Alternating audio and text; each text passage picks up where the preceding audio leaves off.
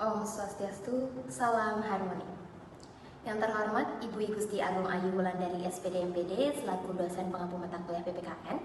Perkenalkan, nama saya Nyoman Cindy Armayani Kusuma dengan NIM 2211031237, nomor urut 25 dari kelas R.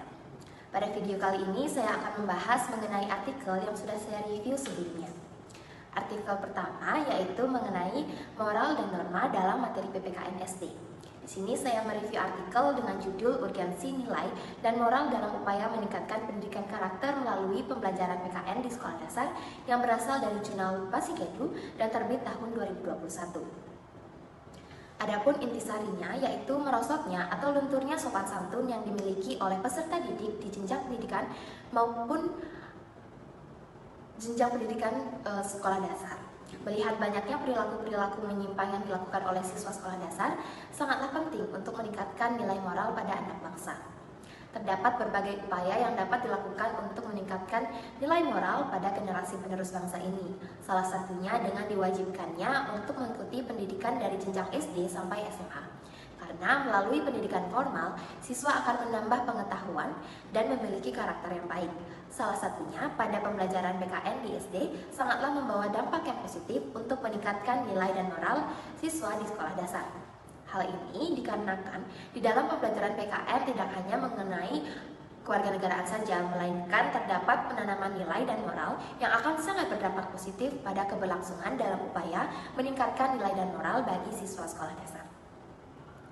Artikel yang kedua yaitu mengenai nilai-nilai yang terkandung dalam Pancasila.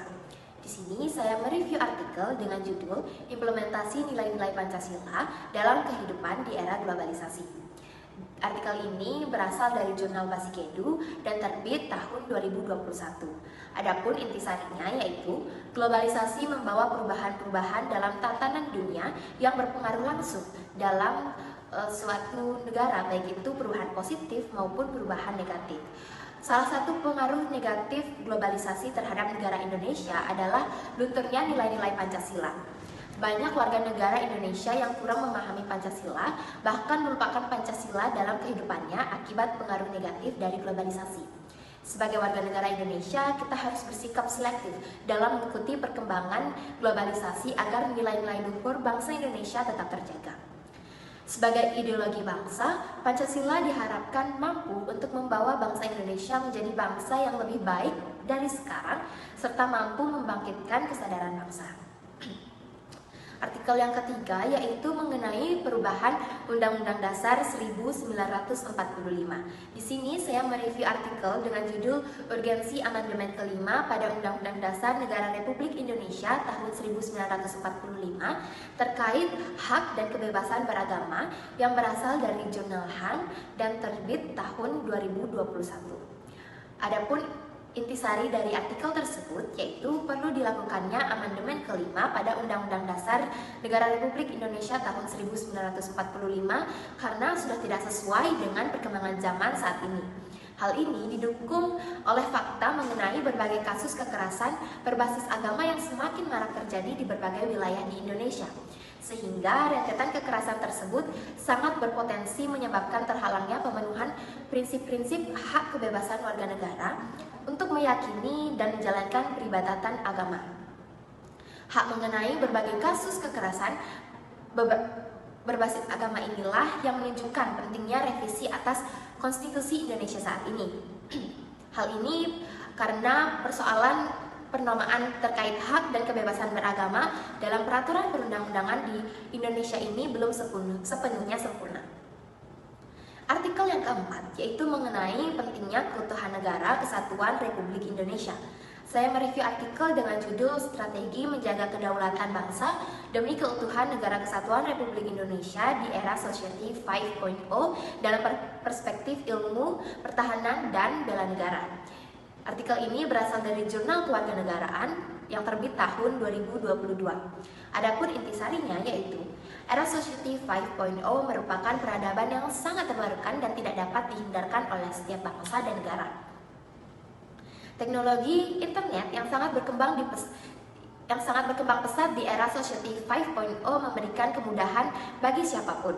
Ancaman digital atau cyber attack terdiri atas berbagai unsur kehidupan berbangsa maupun bernegara, antara lain seperti ancaman sosial budaya, ancaman terhadap keselamatan umum, ancaman teknologi, ancaman ideologi, ancaman politik, dan ancaman ekonomi.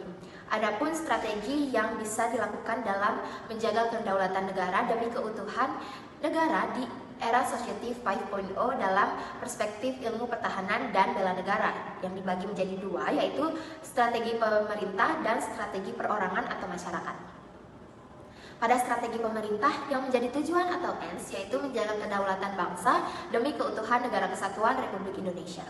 Yang menjadi sarana atau means adalah kebijakan pemerintah dan kebijakan strategi dalam menghadapi ancaman dan mempertahankan stabilitas negara. Serta yang menjadi cara atau ways dalam hal ini yaitu membentuk Dewan Keamanan Nasional serta menerapkan One Gate Policy. Sedangkan dalam strategi perorangan atau masyarakat yang menjadi tujuan atau ends, yaitu menjaga kedaulatan bangsa demi keutuhan negara kesatuan Republik Indonesia.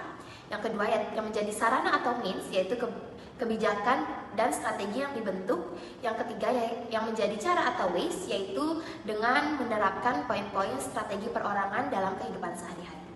Artikel yang kelima yaitu mengenai pelanggaran dan pengadilan HAM.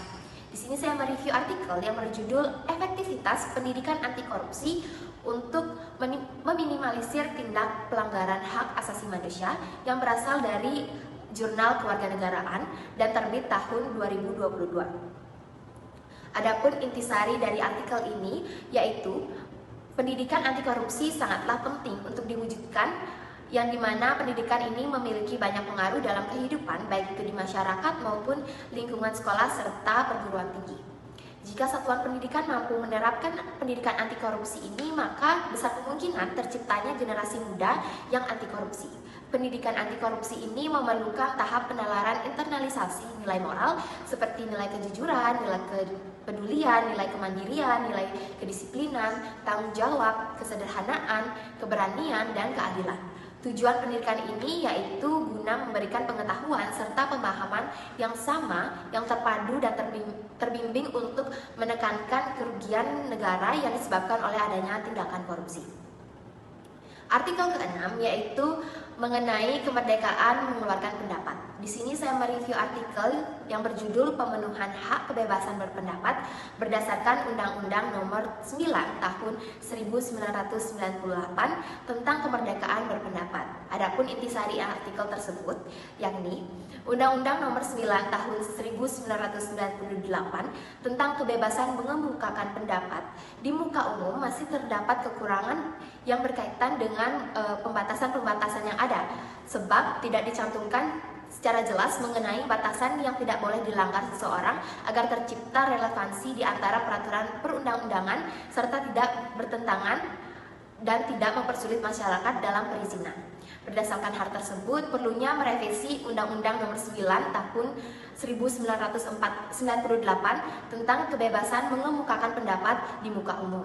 Pemerintah hendaknya mampu memilah antara kewenangan berperan aktif dan pasif dalam mengatur regulasi kebijakan. Dalam menyampaikan pendapat di muka umum merupakan hak bagi setiap warga negara, namun apabila tindakan yang dilakukan oleh para pengunjuk rasa berakhir pada penyerangan dan pengerusakan, maka dapat dikategorikan sebagai perbuatan yang melanggar hak asasi manusia sehingga aparat kepolisian dapat menindaklanjuti hal tersebut berdasarkan aturan hukum yang berlaku. Sekian video review yang saya sudah lakukan. Saya tutup dengan para Santi. Om Santi Santi Santi Om.